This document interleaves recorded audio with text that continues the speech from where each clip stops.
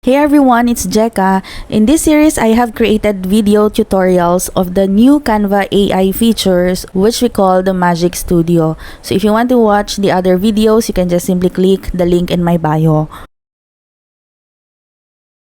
Another Canva feature na pwede nating gamitin to transform our image into something that is more interesting is yung tinatawag natin na Magic Edit. Well, this is not new already. Matagal na rin ito.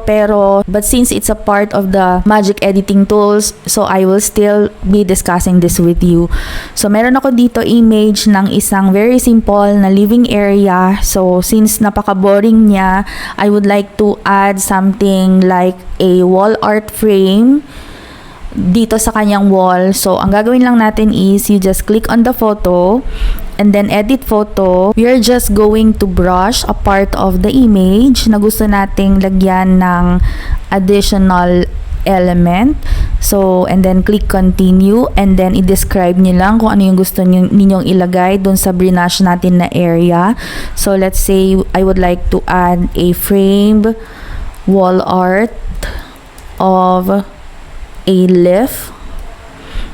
And then let's just click on generate and then let's just wait for the result. So magja-generate lang si Canva ng different versions based dun sa tinype natin dun sa description.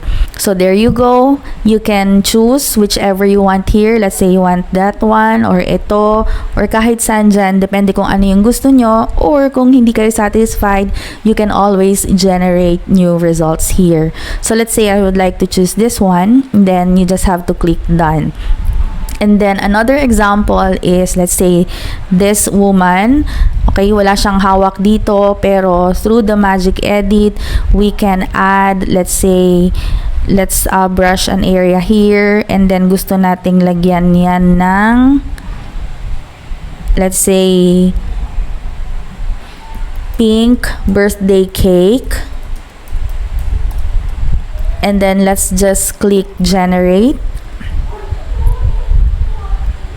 So, ayan. So, you will have some different options here. If you are still not satisfied, then you can always generate results. So, that's how you use the Magic Edit.